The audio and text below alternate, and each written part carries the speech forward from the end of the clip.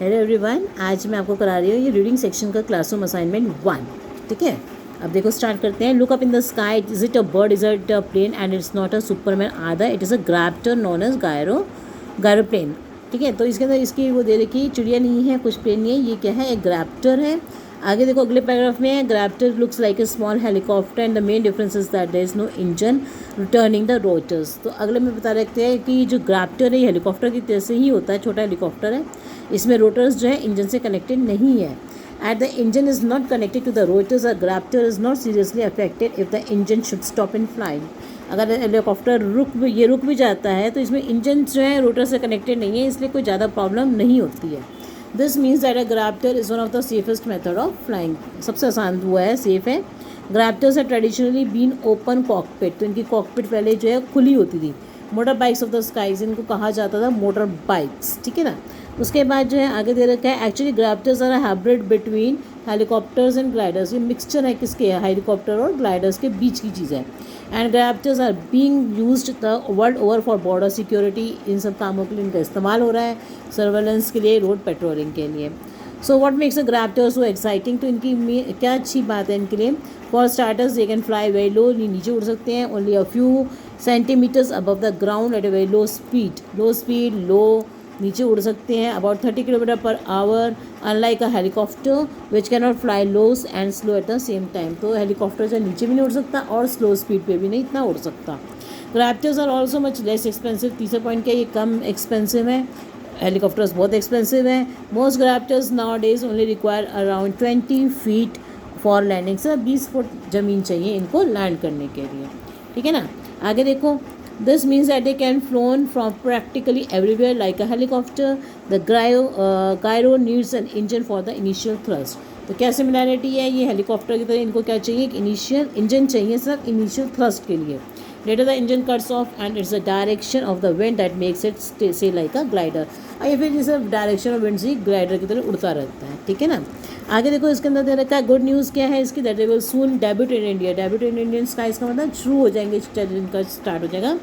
और according to the Rishabh Mehta, ये जो कह रहे हैं that is bringing gyrocopters to India, की ग्रैप्टर्स जो है जो लेके आ रहे हैं इंडिया के अंदर, वो कह रहे हैं कि while individuals can also buy them, मतलब ये इंडिविजुअल्स भी खरीद सकते हैं। It could take up to a year for licence and security clearance, मगर 1 साल लग जाएगा उनकी लाइसेंस और सिक्योरिटी क्लियरेंस में। ठीक है ना। इस तरह से ये दे रखा है। अब मैं इसके आपके आंसर्स बताती हूँ, इतना ये मुश्किल नहीं है पैसेज तो समझने के लिए, इंग्लिश ईजी है इसकी बहुत।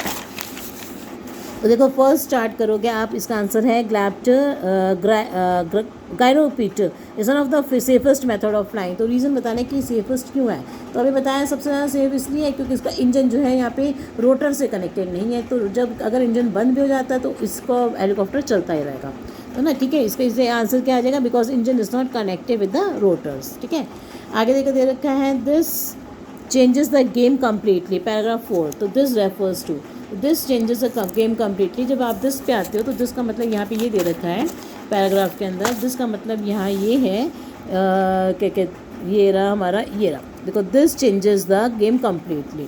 दिस चेंजेस का मतलब यहाँ पे है कि इसके बारे में दे रखा है कि जो ये ट्रेडिशनली इनके पास क्या थी, ओपन कॉकपिट होती थी, अब ये क्या बन गए हैं, फुल्ली एनक्लोज्ड मॉडल्स हो गए, मतलब कि जो कॉकपिट्स हैं वो क्या है, बंद हैं बिल्कुल। तो ये इसका रीज़न हो जाएगा कि that they traditionally they have been open cockpit, now they are fully enclosed models. ठीक है, जिसका मतलब ये है इसके अंदर। ठीक है, आगे देखो उसके बाद है, find 2 words in the paragraph that can be use in the sense to guard something. तो टू गार्ड समथिंग का मतलब होता है सर्विलांस भी होता है और पेट्रोलिंग। आगे, after the initial thrust what helps a gyrocopter to glide. तो जब इनिशियल थ्रस्ट करते इंजन चाहिए, उसके बाद उन्होंने क्या कहा है, विंड डायरेक्शन, के विंड डायरेक्शन से चल पड़ते हैं। List 3 advantages that gyrocopters have over helicopters and gliders. तो क्या बताया उन्होंने, एक तो बताया लेस एक्सपेंसिव है, नीड लिटिल लैंडिंग स्पेस, थोड़ी सी 20 फुट की जगह पे ये लैंड कर सकते हैं। They can fly very low at very low speed, बहुत हल्की स्पीड में भी और बहुत नीचे भी ये क्या कर सकते हैं, चल सकते हैं, उड़ सकते हैं, सॉरी ये उड़ सकते हैं। ठीक है ना, नीचे भी उड़ सकते हैं और नीचे बड़ी स्लो स्पीड पे भी, पर वो कहा ना उन्होंने अनलाइक हेलीकॉप्टर्स, तो हेलीकॉप्टर्स नहीं ऐसा कर सकते। आगे list 2 ways in which a gyrocopter differs from a helicopter. तो ग्रैप्टर हेलीकॉप्टर से कैसा है, डिफरेंस है, तो ये पॉइंट तो सीखो, ये भी आ सकते हैं आपके सीएमई ठीक है ना। और it can not take off and land vertically, और एक पॉइंट और भी है कि ये टेक ऑफ और लैंड जो है बिल्कुल जैसे हेलीकॉप्टर वर्टिकली कर जाते हैं, ये नहीं कर सकते।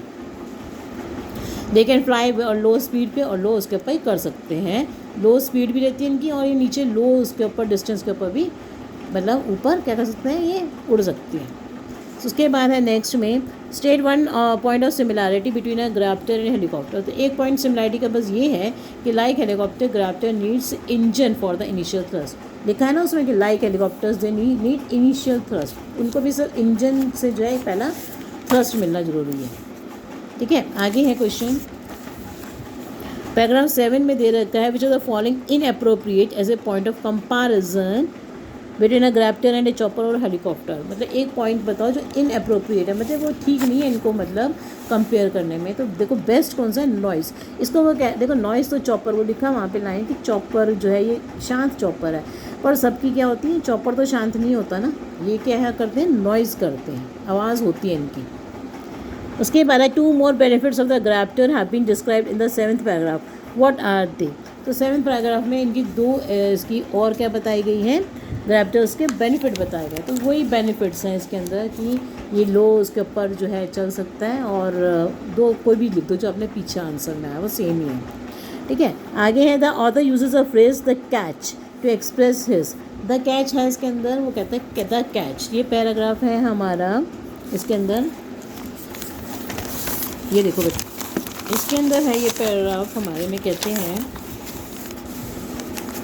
यहाँ पर आ जाओ आप लास्ट लाइन के ऊपर, इधर इसमें कह रहे हैं दिस स्मॉलर लाइटर। पैराग्राफ है ये हमारा 7th वाला, तो इसकी लास्ट लाइनों में देखो वो कह रहे हैं this smaller lighter and quieter version of the chopper will perhaps be the answer to the country's traffic problem. The catch, the catch का मतलब यहाँ पे है कि वो कह रहे हैं कि ये क्या है, बहुत हल्का, और एक मतलब क्या है, ये बहुत जो है, एक ये जो चॉपर है हमारा छोटा सा लाइटर सा क्वाइटर वर्जन है, तो ये क्या करेगा, will perhaps be the answer to the country's traffic problem. तो ये कंट्री की ट्रैफिक प्रॉब्लम को सॉल्व कर देगा। पर कंट्री की ट्रैफिक प्रॉब्लम कैसे सॉल्व हो सकती है, क्योंकि ये जो है इनको तो क्लियरेंस इनकी मुश्किल है, और ये कितनी कॉस्टली है कि आम जनता तो नहीं इसको खरीद सकती। तो इसलिए जो है ये उसका द जो कह रहा है वो द कैच, तो ये उसको डाउट है कि क्या ऐसा हो सकता है, क्या डाउट है उसको कि क्या ऐसा हो सकता है कि ये हमारी ट्रैफिक प्रॉब्लम को सॉल्व कर देंगे। ठीक है ना। The expression a stellar has been use to convey which of the following meanings. तो स्टेलर तो बहुत महंगी होती है गाड़ी, तो अब 1 करोड़ की करीब है। स्टेलर का मतलब ये होता है स्टार से कनेक्टेड, तारों से कनेक्टेड। तो तारे तो बहुत दूर की चीज़ है जो हम अफोर्ड नहीं कर सकते, तारे तो ऐसी चीज़ें जो अफोर्ड नहीं कर सकते, तो उसके लिए क्या कहेंगे, at an extremely high price of something, जो हमारे अफोर्ड में नहीं है। ठीक है ना।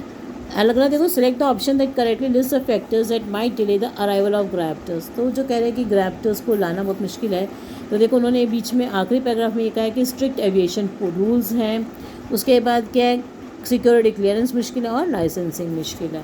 तो इसका जो ऑप्शन बनेगा वो कौन सा बनेगा, 1st, 2nd एंड 4th वाला। आखिरी में दे रखा है why does the DGCA want to formulate a separate category for gyrocopters in India. तो अलग से कैटेगरी क्यों बनाना चाहते हैं, क्योंकि ग्रैप्टर्स का इस्तेमाल किया जाता है इसके लिए ज़्यादातर जो है वो क्या करते हैं, सर्विलांस के लिए, फ़ोटोज़ लेने के लिए, कि सब कुछ सेफ्टी के लिए कि सब सेफ़ है। तो अगर वो मिलिट्री एरिया में अगर ऊपर मतलब जहाँ रेजिडेंशियल एरिया है वहाँ की जो ये फ़ोटोज़ लेंगे तो वो गलत हो सकती है।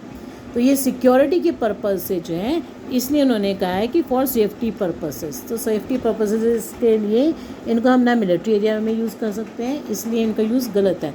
तो किस लिए कह रहे हैं, फॉर सेफ्टी पर्पसेस। अगला वही है, gyrocopters should not be allowed to operate in residential VIP और defence areas only because of the safety purpose, they can not be used. क्योंकि नीचे तक के भी आ जाते हैं, कुछ भी इनसे क्या हो सकता है, नुकसान हो सकता है हमारी सेफ्टी को। Okay, thank you for watching my video, and please like, share and subscribe to my channel.